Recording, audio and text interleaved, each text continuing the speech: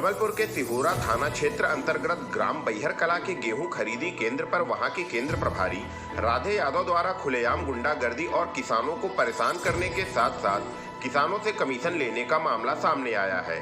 पूरा मामला प्रकाश में तब आया जब गेहूं खरीदी केंद्र पर एक मीडिया कर्मी खुद अपना गेहूं बेचने आया हुआ था।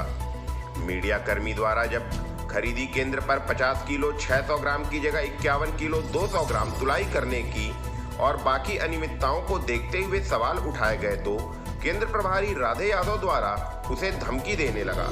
इस बात पर जब मीडिया कर्मी ने नायब तहसीलदार और खरीदी केंद्र की जेएसओ को बुलाया तो राधे यादव ने अधिकारियों के सामने ही गाली गलौज करते हुए मीडिया कर्मी शशांक तिवारी के साथ मारपीट कर दी।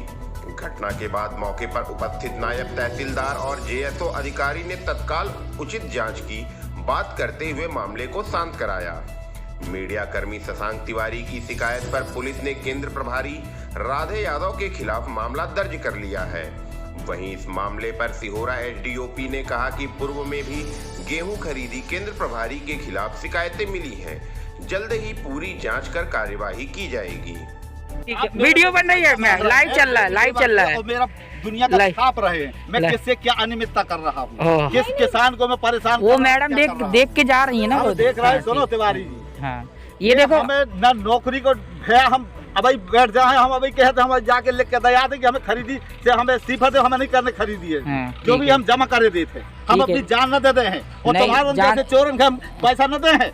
अरे हम देखो मैडम, यही रंगदारी, हमें इनके ऊपर कल से गुस्सा चढ़ी है। हम माफ कर रहे हैं आपसे, हम माफ कर रहे हैं आपसे। हमें कल से हमें ये पेर रहे हैं। शांति से बात करिए आप, शांति से बात, अपनी बात रखते रखिए, आप ब्लेम नहीं कर सकते मेरे साथ। शांति से बात करो। तुम्हारे साथ में किसान है, तुम काहे का चक्कर? शांति से बताओ, तो किसान से बात करवा जो कुछ करवाना है। शांति से बताओ। मैडम ने चेक भी किया है, लाट भी तोले हैं, जो कहाँ का मैं कहाँ, वहाँ पे मैडम एक देख रही है 50 48 800 की तोल हुई है एक लाट में वहाँ पे। अब ऐसे तोल करने से बताइए मैं क्या करूँ? मैं अब शरीर से बढ़ के तो नहीं है, मैं सुबह भर आता हूँ बस। अब बाकी कर्मचारी लगे रहते हैं, किसान ही को से कछु तो करे नहीं कि कोई चुरात हो कि निकाल। इधर के कांटे क्या है, एक से डेट नहीं होता है। कमी क्या है, किसान अपना लाता जाए। अब कितनी टाइम कांटा लगा दिया, थोड़ा सा अपना प्रबंधन कर, खरीदी ज्यादा है कर्मचारी तब।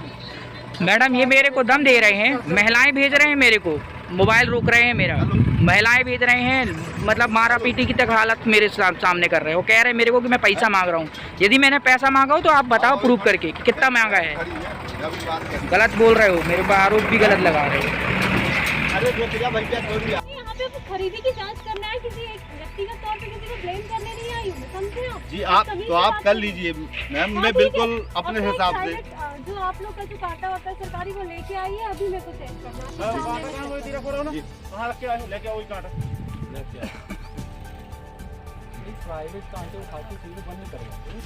एक बात बताओ वीर, हम सुनो तो हम सबके मना करके गए, चले गए। अब किसान लाला तो हम कौन कौन किसान सरकारी कांटा है, 2 सेक्टर है, ये बताओ तौल हो सके प्राइवेट की ना? वो एक समस्या है, वो आप मैडम के सामने रखिए कि कांटे और प्रोवाइड कराए जाए। यार कल से एक कांटा नहीं चलेंगे, हम इतना माल रखेंगे बस। जिसका माल मौसम देखिए, उधर से बच्ची अलग पड़ रही कि तो माल इतना सारा डाला है, तुम रखवा नहीं प्राइवेट में ना। तो मतलब चोरी बौखलाहट का दिखाता है। तुम मेरे को बोला पैसा खा रहा हूँ मैं, हाँ कितना पैसा? आओ तुम पैसा दो मेरे को, कितना पैसा दे सकते हो पहले बताओ, मैं मांग रहा हूँ। कितनी फोटो उतार रहा ना? हाँ देखो देखो देखो देखो देखो देखो देखो देखो देखो देखो मैडम, पत्रकार पर क्षेत्र का जो बैहर कला जो खरीदी केंद्र है लक्ष्मी वेयर हाउस, उसमें एक पत्रकार के साथ मारपीट की घटना हुई थी। अभी उसमें क्या कार्रवाई हुई है और आरोपी के खिलाफ अभी क्या धाराएं लगाई गई? जो ये मारपीट हुई थी इसमें आरोपी को गिरफ्तार कर लिया गया था। 294 323 की धारा में उसको गिरफ्तार करके 41 का नोटिस देकर छोड़ा जाता है। माननीय सुप्रीम कोर्ट का आदेश है कि 7 साल की कम सज़ा में व्यक्ति को पाबंद ना किया जाए जेल में, तो उनको नोटिस देकर छोड़ा गया है।